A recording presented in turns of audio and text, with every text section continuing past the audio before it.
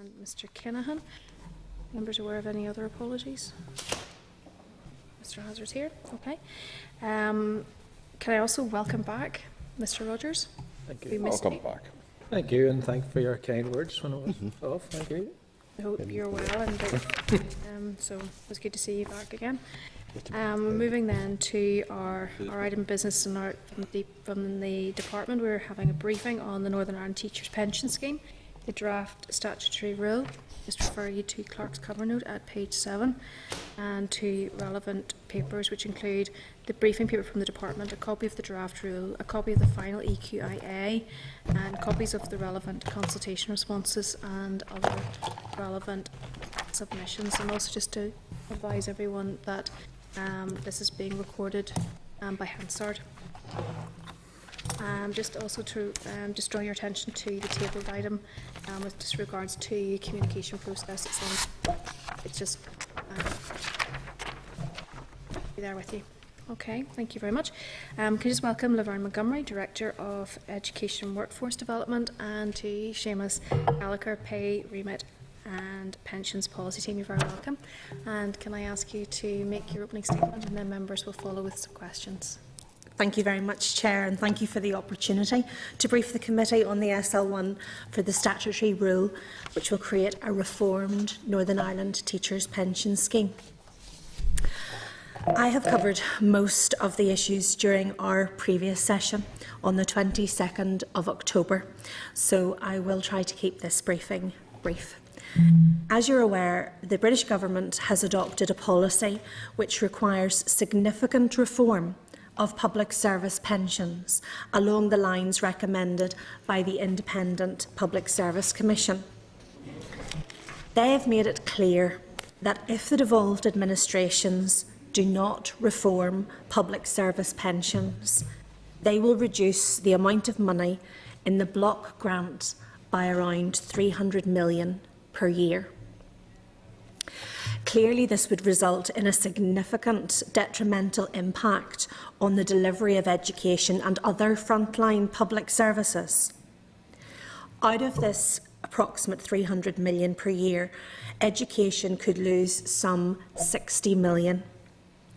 This would be on top of the current reductions that we have set out in the draft budget.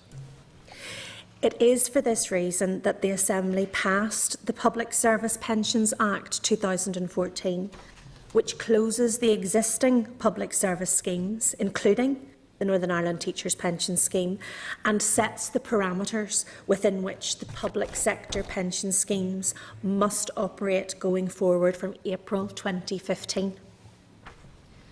The Department must therefore bring forward these regulations to establish a new Northern Ireland Teachers' Pension Scheme based on career average, revalued earnings for the payment of pensions and other benefits to and in respect of teachers here. Key provisions also include a normal pension age equal to state pension age, but with options to enable scheme members to retire earlier or later than their normal pension age. The protection of benefits already accrued by members in the existing pension scheme and an accrual rate of 1/57th. Chair, the regulations run to over 100 pages, therefore I will give you a quick overview of what each part does. Part 2 contains governance provisions, including the establishment of the Northern Ireland Teachers' Pension Scheme Pension Board and the Advisory Board. Part 3 provides for scheme membership and sets out the key concepts of eligible employment and pensionable earnings. Parts 4 and 5 set out the operation of a career average scheme. These parts provide that each member will build up a pension each year calculated as 1/57th of a member's pensionable earnings. The pension is held in a pension account, and at the start of each year, indexation is applied. This is currently based on the Consumer Prices Index. Parts 6, 7 and 8 provide for the payment and calculation of pension benefits, including death grants and survivors' benefits, as well as benefits for pension credit members. Part 9 provides for the payment of contributions, and Part 10 for transfer values. Part 11 concerns employment records and the provision of information between the scheme and members. Schedule 1 describes eligible employment, and Schedule 2 makes provision for pension flexibilities. Schedule 3 details the transitional provisions with protections for those closest to retirement, including those within 10 years of their existing normal pension age on the 1st of April 2012, and they will see no change to the age at which they can retire, and no decrease in the amount of pension they receive when they retire. Then there are those over 10 years but under 13.5 years from their existing normal pension age on the 1st of April 2012, and they will remain under the final salary arrangements for an additional period of time. Chair, you're aware that the Department has consulted extensively on the reformed scheme with key stakeholders, mainly through the Teacher Superannuation Consultative Committee, and has also completed 2 formal consultations.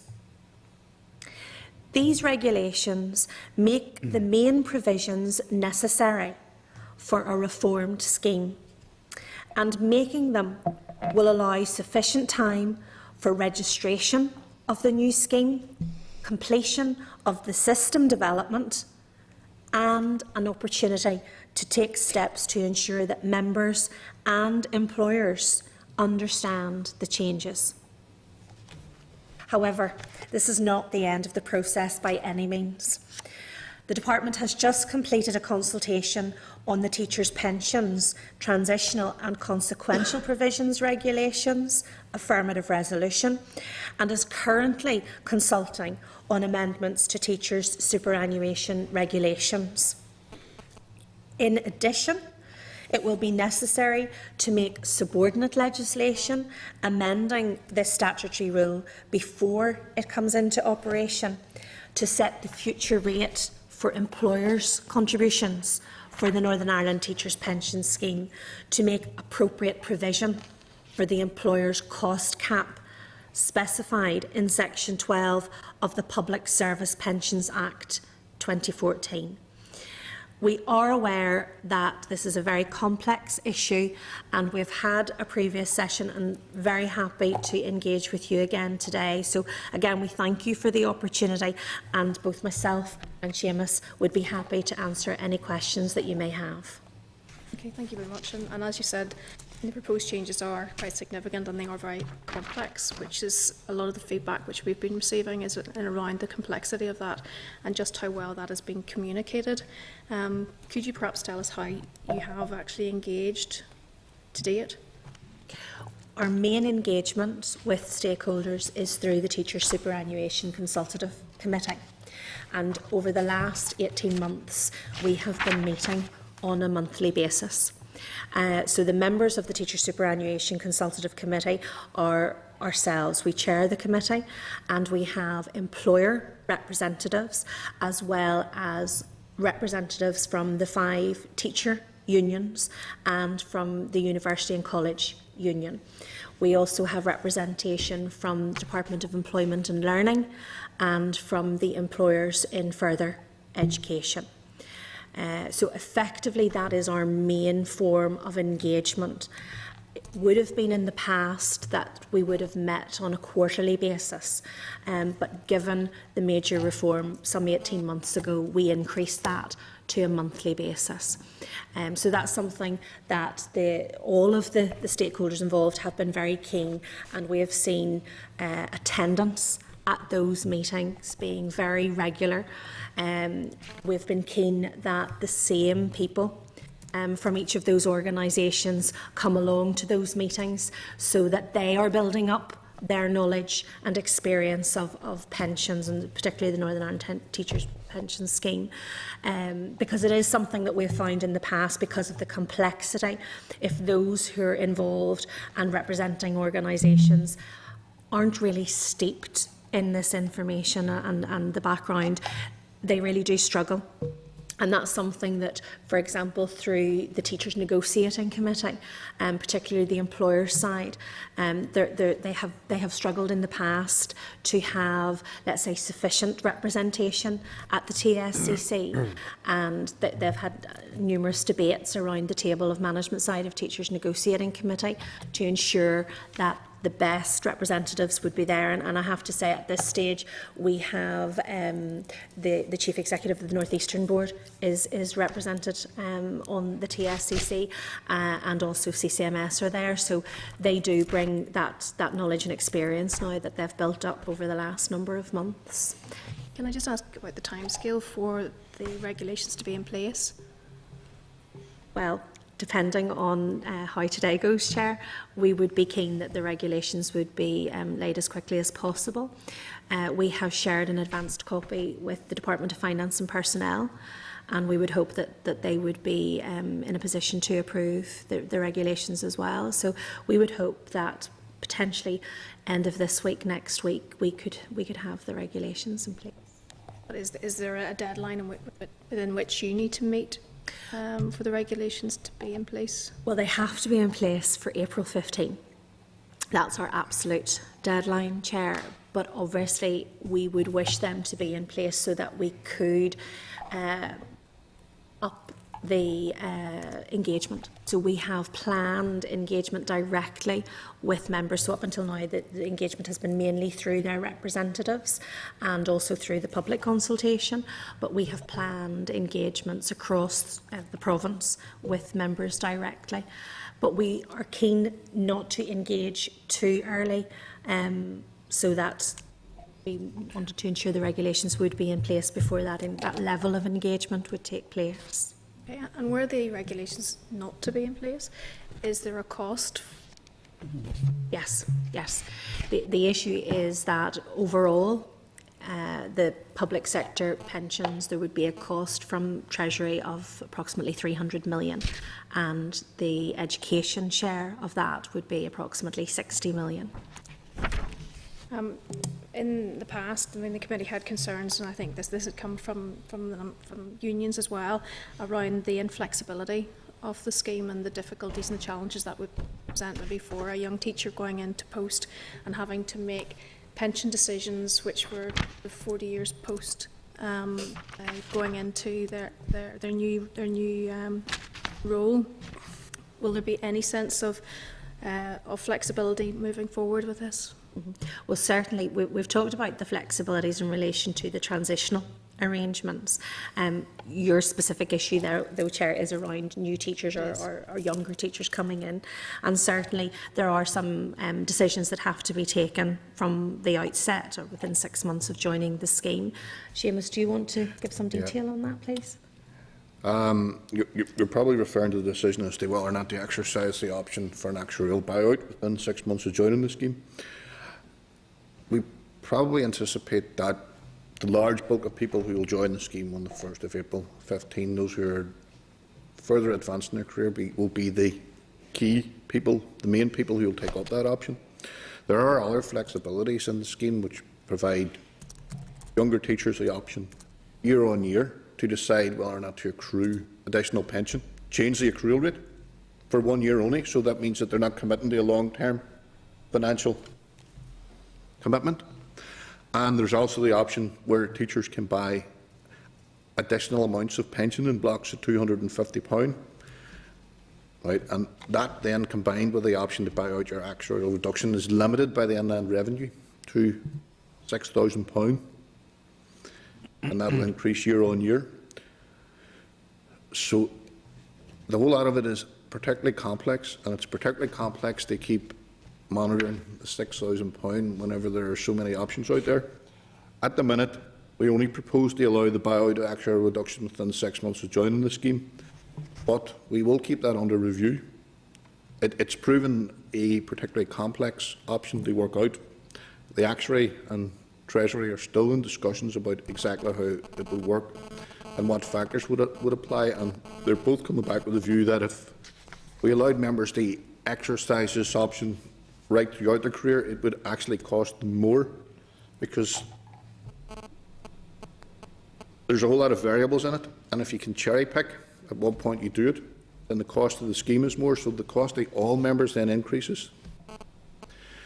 But as I say, to get the thing up and running, we're allowed 6 months, and this whole scheme will take a while to bed in, and invariably that over the first year or two we'll find things that we think, well, that's not working how it was intended, it's not providing the members with what they need, and we will change it.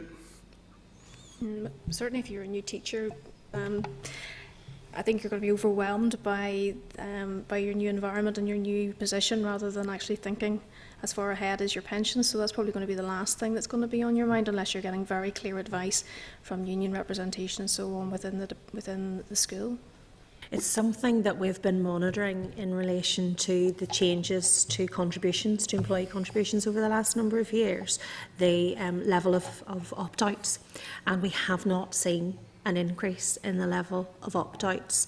It's something that both ourselves, employers and the unions are very conscious of, and we're keen that if an individual teacher comes and asks for advice from their employer or from their union or from the department, that we would all be singing from the one hymn sheet. Now, obviously, no one is qualified to give advice. That would be something that a financial advisor, independently needs to give.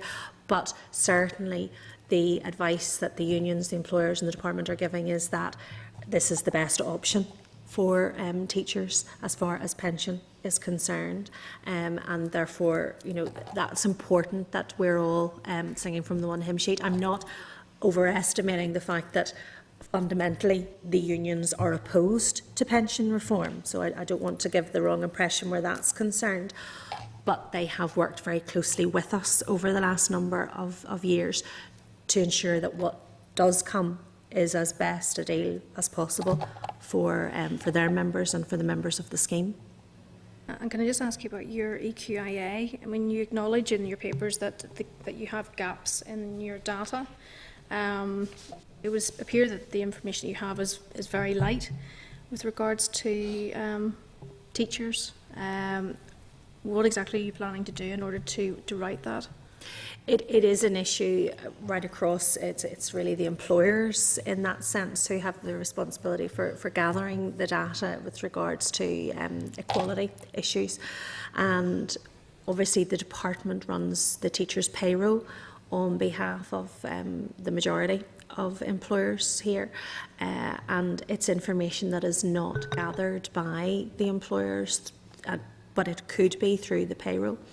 So at the moment we're in a process of procuring a new payroll system for the education sector, which will encompass both teaching and non-teaching, and that would be an issue around management information that would be addressed through the procurement of a new system. We also have the establishment of the Education Authority, which will bring employees under the 5 education library boards all under one employer. So it would be envisaged that that would make the whole matter of management information, and particularly information regarding equality, much more easier to gather. And so that, combined with the new system, we would hope that certainly in the next 4 to 5 years that we would be in a position to have more information regarding equality. Seems odd, given the legislation that we have in Northern Ireland and very much the focus upon equality and the EQIs that take place and the number of EQIs which take place, that you don't have that information before now, and even yet you're still talking about 4 to 5 years before you actually collate that. It seems odd. It's something that has not been at the forefront of the information that employers have gathered about their workforce. the last session that we had in relation to the non-teaching workforce, and we talked about the complexities around gathering that information and having a uniform approach to that.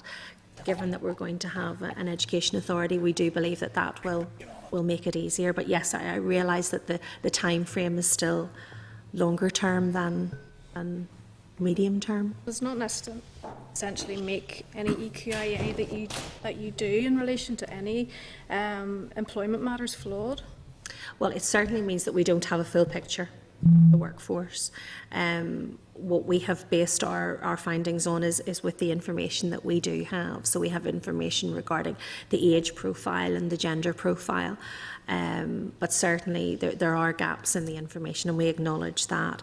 It is something that we are working with the employers on, and we believe that the procuring of the new payroll system will go some way to address that. I would like to think the timescales for that would be somewhat reduced. Well, certainly the procurement would be on that, the procurement of the new system and the implementation of the new system, but it's something that we could look at in relation to the existing system and see how much could be done with the system that we currently have. So that's something I can bring back to the employers. Okay, thank you. Mr. Rogers? Thanks, Laverne and Seamus. You're very welcome. I've heard the words review, and I've heard everybody on the same page and whatever, but bearing in mind that sort of the concerns of the committee and the concerns of the union, there's been no changes to the scheme whatsoever. Is the commitment to review built into the rule? It's built into the Act, the commitment for the Department of Finance and Personnel to review after 2 years. Right. And they do intend to do that. They have been in discussions with the unions at a central level as to how that might be done. Okay. And my other question really is, at the beginning, Laverne, you talked this, if this didn't happen, it could cost the Education Department 60 million plus. What are the costs associated with the implementation of this? You mentioned a pensions board and you mentioned a pensions advisory board and so on.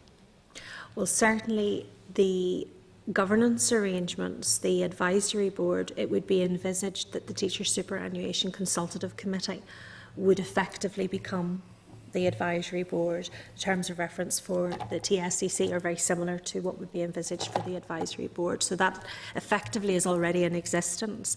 The board would be something new, and the membership of the board is an independent chair. And we're hopeful that early in the new year we will be going to advertisement for a chair for the pensions board, and that there would also be a pension specialist that would be on the board, as well as 2 representatives from the Department of Education, likely to be myself and our finance director or his representative, and also 4 employer representatives and 4 member representatives. Now, the chair, the post of chair would not be remunerated as such, in the sense it wouldn't be salaried, but there would be a daily rate payable to that post holder. The others would be expenses and subsistence only. So, in terms of what would the projected cost for the next financial year be? Estimated at less than 20,000. Okay, thank you. Thanks, Chair. Mr. Lunn? Is the ultimate guarantor for this scheme the Treasury? Or is it the Department of Finance, or is it some sort of mixture? The Department of Finance, but obviously the ultimate guarantor for them is Treasury. But the thing is, it's not a matter now of what happens if we don't do it. This scheme is closed from the 1st of April. It's been closed by the Public Service Pensions Act. If we don't do it, we don't have a scheme for teachers on the 1st of April. It's not just about the money. Well, it's a lot to do with the money. I do see some very stark figures here. I mean, I'm looking at during 2013-14, the annual expenditure on pension benefits, presumed in relation to the teacher scheme, amounted to 357 million and contributions were only 198. Yep. Has that been a trend? Recent years? It's been like that for many years, which is Okay, so probably what was behind the independent review. yeah, so the ultimate guarantor really has a case to make here. Yeah, It certainly was one of the catalysts to the independent review to say that there is more money going out in pension benefits that is being brought in. Yeah. So that coupled with the valuation, looking at employer contributions, will hopefully, and changing the scheme itself, should contribute to bringing that more into balance.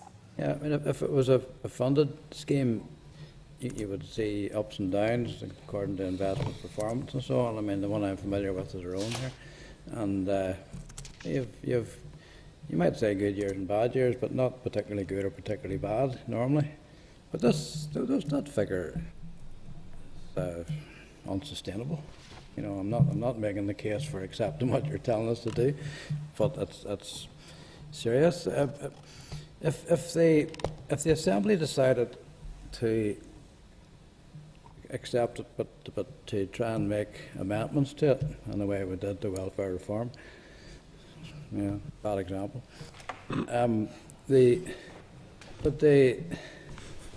Would that 5 million a month or 60 million a year be subject to alteration, or would it just apply anyway? I mean, is that a fine or a penalty, or is it? Effectively, that's the envelope within which we have to, make the changes, Yeah. and the scheme is set up so that we can make those changes and reap those benefits. If we make changes to the scheme, it has to be within that same envelope, and if it doesn't, then there would be a penalty from Treasury. Yeah. And I see a mention here of a fund that the Minister for Finance set up to try and mitigate the effects of education and some other, maybe it's health, is it? Pensions. But does that come into it as well? I mean, is that there to sort of mitigate the effects of not accepting this? No. That's a separate issue. matter altogether. Yeah. I referred to it earlier in relation to the changes that need to be made to set the future rate for the employer's contributions, and to make appropriate provision for the employer's cost cap, and it's in relation to that the executive have decided to hold money centrally for that purpose. I have to go and ask a question, Chairman, I'm sorry, but right now I have to go. If you're still here in 15 minutes, I'll return to it. Sorry about that. Mr. Craig. Thank you, Chair. Laverne, I was reading through that with interest. I noticed you'd done an equality impact assessment, but you didn't do a full equality impact on it. Any reason for that? We did. Yeah, we did go out for a full 12-week public consultation on the EQIA. So you done the full EQIA? We did a full AQA. The Yeah. consultation period was, I think it was only 8 weeks. Was it less? Really, it was because of the time frame which we needed to make the regs. Aye, and you are allowed to reduce it to Yep. weeks under those circumstances. Was there any adverse impact discovered in that? The changes are being made, and the changes therefore are impacting on everyone equally. There's it's adverse impact in the extent that there are more females in the teaching workforce than males, so more females are affected than males, but that's simply because of the makeup of the workforce, rather than it being worse for females than for males. It's applies equally badly to both of them. Does that also apply over the age brackets? Because there are some ages protected from these Yes. changes, aren't there? There are some ages protected, and there would be an element of age discrimination in those protections. However, it is justifiable in that those people who are protected have got less time to adjust and to plan for their future, because those guarantees were given centrally for that very reason, that those people in the transitional bands Given by, by government centrally, Treasury, right? and they're built into the Pensions Act. So we have no choice but make those protections. It's an acknowledgement that people are further along their career and therefore had expectations built up with regards to what their pension would look like in 10 years' time, and therefore there are added protections. Obviously, there's an arbitrary date in there with regards to April 2012 and does person's that, age. does that bit of legislation override the equality legislation? It was obviously taken as a in the balance that piece of legislation would be accepted. It was accepted obviously centrally as opposed to on individual scheme basis. So it was through the Pensions Act that was passed 2013. I don't think the equality legislation prohibits you from doing it. The fact is, it's whether or not you can justify the actions that you've taken. And we feel that the actions in protecting those people closest to retirement are justifiable. Yeah. But I'm not arguing with your justification. It's just I've seen legal advice that was taken by others who say that it is very, very much open to challenge. I'm not going to be the one challenging it, but I have seen advice taken by others. Are you aware of this? No. No. Okay, thanks, Chair. Okay, thank you. Obviously, at the moment, most teachers retire around 60, and union representatives told us that really, once you get to 55, really you're past it. And the proposals are going to the stage, are putting us out to looking at age 68, which is obviously quite a considerable change in age, but also sort of, I suppose, general capabilities with regards to how active and so on that you are. Obviously, the profile is going to change quite considerably once we get to 2022. And has any sort of consideration been given to perhaps changing rules for those members of staff? It certainly is something that has been discussed widely at the Teachers Negotiating Committee, both management side and teachers side, acknowledging that all public service pensions are moving in the direction of normal pension age being aligned to the statutory pension age, and acknowledging that a teacher, I know that the unions have used placards where they've had teachers in their 60s doing a forward roll with their P1 class or whatever. So there is an acknowledgement that there are certain things that are more attuned to someone more able, let's say, rather than putting an age on it.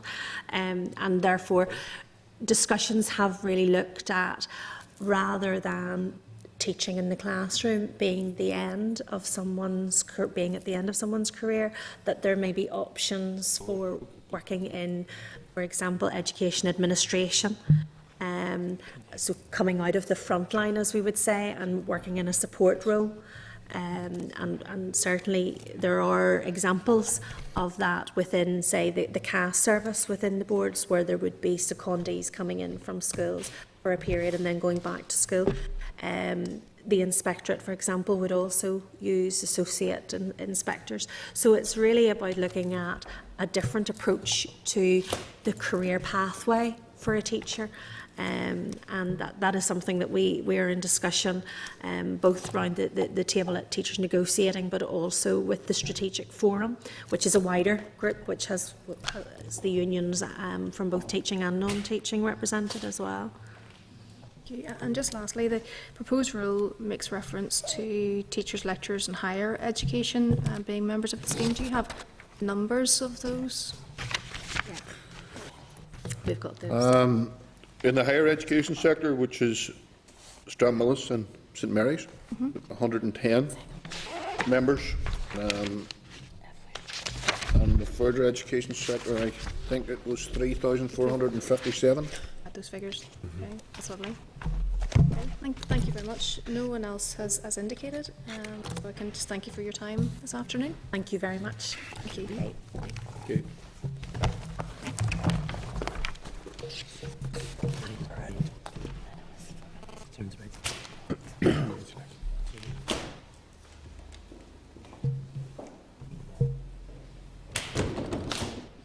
Okay, there were a couple of issues obviously raised around the data, particularly around EIA, and also around flexibility of the scheme. So if members are content that we write to the department those concerns, but I also need to get a view really from the committee as to what your feelings are on the proposed statutory rule and whether or not you are content for it to move ahead.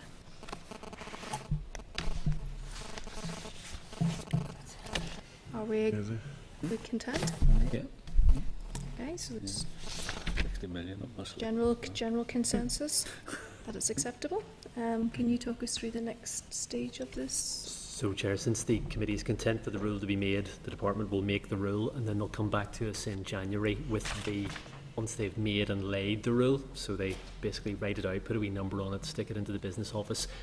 Once that happens, a time scale, a clock starts ticking. It's a negative resolution rule, so then the committee, or indeed any member, has a limited period of time and they wish to pray against the rule. So that has happened a couple of times. As members will recall, Social Development Committee prayed against housing benefit rule some time ago. Agriculture did it on some rule around eggs, I believe, in the previous mandate. So it does happen. And that would be the next stage. That was how it was to go. Members content? Is every department presumably doing this because the pensions must be going through? It can't just be. Chair, in terms of the Specifically for education. well, the officials did mention an affirmative resolution rule. So this rule we've just talked about is negative resolution. Nobody prays against it. Doesn't go anywhere near plenary. But there is another rule which will come to us in January. What that does is when the old scheme closes and the new scheme opens, under pensions law as it currently stands, the members of the old scheme then get deferred members' benefits, which is not the policy intention, so that has to be got rid of. That will be by an affirmative resolution rule. There'll be one for education. I understand there'll be one for health. There may be one for NILGOSH as well, so that's the OE. I think certainly there'll be one for health, so there will be others. Chair. Okay, thank you. Okay, members content? Okay, thank you. January monitoring round has been deferred, so we assume that we may have a briefing in January dependent upon what is being proposed by the department. Okay. Any other business? Just one thing, Chair, and I declare an interest as a former principal of this school as well. St Louis Kilkeel had a minor works grant was approved some time ago. It was to deal with health and safety issues at the school, but it's now been withdrawn by the Minister, I'm led to believe. I just need to seek clarification on this matter because whether this is right or not, I'm not sure. That it's been withdrawn because there's been no agreement on post-primary education in the Kilkeel area. As I say, that's the question marks around that. But you know, it's a major health and safety issue in a school that has about 600 pupils. And if that's we just need clarification on the issue. Okay, and it's really whether or not this is still tied into area planning or not. Yeah, and whether then health and safety issues being disregarded. I couldn't see it being tied into area planning because this particular school is a vibrant school. Okay, members content that we raise this? Yes, okay. Can I raise something else? I think you've had, in Antrim there's a group called Oasis, who look after I can put it this way, the children who find it harder to get on at school, and so they've moved out from the two main schools and really educated to get them onto the first rung of employment. And I think you have a similar organisation in North Down, and they are not going to get any money until they're inspected, but the inspection team said they can't inspect them because they don't teach all of the curriculum. So they're stuck in a... This is alternative education? This is an alternative education. I wondered if we could get a mixture of them from the whole of Northern Ireland up here for a brief. Because this really gets, I mean, it's about 30 children a year. It actually gives them the chance to get somewhere, and yet they're not quite part of the education system, but they are. Might it be useful to get some research around alternative, and also just to see which groups are involved. They're not part of EOTIS, they're separate, but it sort of falls into, I mean, I've been up to the Northern Board, I've been everywhere, and the Northern Board said I can't support them because they're technically illegal because they don't teach Okay. the curriculum. And I also want to write Chair to DE just about that question about ETI not inspect. That's interesting because they do inspect youth provision who wouldn't teach the curriculum. So that's interesting. So Okay. get clarification. thank you. I'll get you And more, research as well. Research on that as I'll well. get you more information as well. Thank you. Is there not a youth curriculum? Yeah, but it's not the wouldn't be the revised curriculum. No. Sorry. There was something to assess them against. But certainly it's in the Chief Inspector's report. They have been assessed youth provision, so exactly what they're assessed against. Unless this falls between the two. in some way. Which is what they're So we telling just me, have yeah. maybe just to Answer. find out exactly what it is that Okay, they need assessed. Okay, thank you. thank you. No other business? Okay. We'll move into private session. Thank you. Leave you again. Well, we just need to look now into the